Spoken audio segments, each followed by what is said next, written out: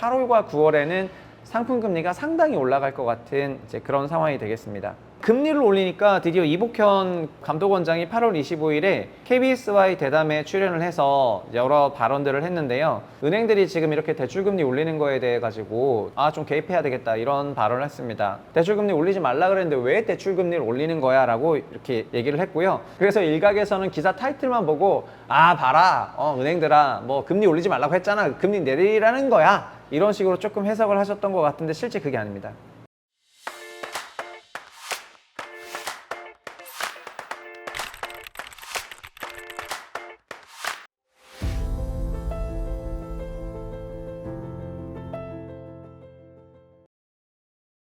안녕하세요, 최부심입니다. 오늘 첫 번째 뉴스 전달해 드리겠습니다. 오늘 은행 대출을 조인다는 내용이고요. 굉장히 세게 조인다 이런 내용이 되겠습니다. 일단은 머니투데이는 지난 주말 기사에 8월 안에 계약해라 막 이런 글이 떠돈다는 타이틀을 좀 달았습니다. 이렇게 뭔가 조바심을 내게 하는 그런 기사를 냈는데 집 사려는 사람들이 조금 급해졌다 이런 내용을 좀 담았거든요. 그리고 지금 시장에 있는 생각이 뭐냐면은 9월에 연준 FOMC에서 기준금리를 미국 금리를 내려주면은 10월 한국 금통위에서도 금리를 좀 내려줄 거기 때문에 한국도 대출 상품 금리가 내려간다고 생각하시는 분들이 굉장히 많이 계신데, 사실 지금 은행들을 가보면은 지금 대출 상품 금리는 전반적으로 오르고 있거든요. 그래서 기준금리 이런 인하 시기에 상품 금리는 왜 오르냐 뭐 이런 말들을 하시는 분들이 굉장히 많이 계신 것 같습니다.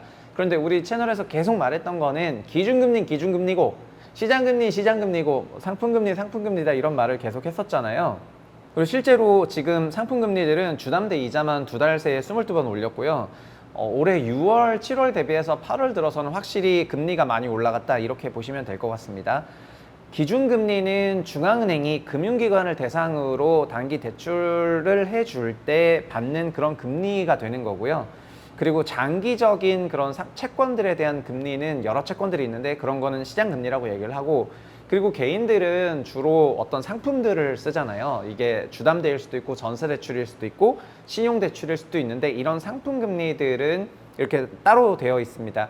통상의 경우라면 기준금리가 내려가면 시장금리 내려가고 상품금리 내려가고 뭐 이런 게 동방향으로 이루어지는데, 지난 18개월의 기간 동안에 어떤 일이 이루어졌냐면 기준금리는 내려가지 않았고 시장금리만 미리 50bp 이상 다 내려갔고, 그리고 시장금리의 베이스를 두고 있는 상품금리도 이미 다 내려간 상태이기 때문에 우리나라는 지난 1년 반 동안에는 기준금리는 동결되었지만 시장금리 벌써 다 내려갔다 이렇게 말씀을 드리겠고요. 그리고 앞으로 10월 이후에 한국에서 기준금리를 내리는 그런 국면에서는 오히려 상품금리가 추가적으로 내려간다고 하는 것이 아니라 반대로 상품금리는 오히려 더 올리는 이런 일들이 앞으로 벌어질 것 같거든요. 그래서 기준금리 내리니까 상품금리도 내리네 이렇게 생각하시기보다 기준금리를 내리기 전에 상품금리를 더 올리면서 그런 부분을 좀 방어할 것 같다 그렇게 생각을 하시면 좋겠습니다. 그래서 아마 8월과 9월에는 상품금리가 상당히 올라갈 것 같은 그런 상황이 되겠습니다.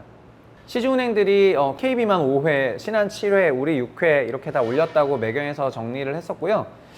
그런데 이런 상황이 되니까 금리를 올리니까 드디어 이복현 감독원장이 8월 25일에 KBS와의 대담에 출연을 해서 여러 발언들을 했는데요.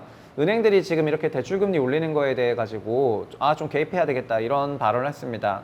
대출금리 올리지 말라 그랬는데 왜 대출금리를 올리는 거야 라고 이렇게 얘기를 했고요. 그래서 일각에서는 기사 타이틀만 보고 봐라 은행들아 뭐 금리 올리지 말라고 했잖아, 금리 내리라는 거야, 이런 식으로 조금 해석을 하셨던 것 같은데 실제 그게 아닙니다. 감독원에서는, 감독원뿐만 아니라 금융부처, 금융당국들은 전반적으로 어떤 생각하고 있냐면은 금융당국의 생각은 이미 8월 21일에 발표했던 가계부채 안정화 대책에 다 나왔었는데요. 거기서 일단 타이틀로 잡힌 거는 요 빨간 줄 친 건데, 최근 은행의 가계대출 금리 인상은 정부가 원한 게 아니다 이렇게 강조를 했거든요. 그래서 금리만 이렇게 높이게 되면 소비자들의 대출 관련 후생이 떨어지잖아요. 그러니까 이런 것들이 좋지 못하다는 거에 대해서는 다 인정을 하고 있습니다. 그런데 뭐냐면은 또 강남 등 상급지 투기 지역 목적의 부동산 대출이 9월에도 계속 늘어나면은 지금 이상의 강력한 대책을 좀 쓰겠다 이렇게 발표를 했거든요. 이 내용은 정확히 말하면은 821 부동산 대책은 그게 대출 금리를 높여가지고 대출 관리하라 이런 게 아니라 가계가 받는 모든 대출들 중에서 DSR 적용을 안 받는 게 있기 때문에 중도금 대출, 이주비 대출, 전세 대출 이런 대출들은 DSR 적용 안 받잖아요. 그런 대출들에서 다 DSR 관리해라 이렇게 한 거거든요.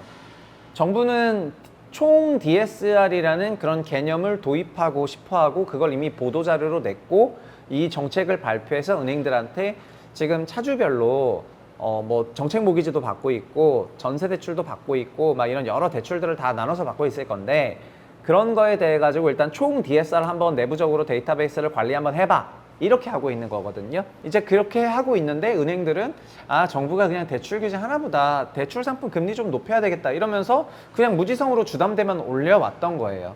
그러니까 정부 입장에서는 이게 발표한 지 일주일밖에 안 됐는데 계속 이런 식으로 대응을 하니까 누가 뭐 금리 올리랬냐 이러면서 DSR 관리하라고 한 거지 금리 올리라고 한 게 아니잖아 이러면서 좀 불만족스럽다 이렇게 얘기를 한 거고 아 진짜 은행들 정말 말 안 듣는구나 좀 개입해야 되겠네 이렇게 얘기를 한 거거든요. 그러니까 상환 재력에 맞게 대출 금리를 높이는 게 아니라 DSR 관리해라 이렇게 얘기를 하는 거죠.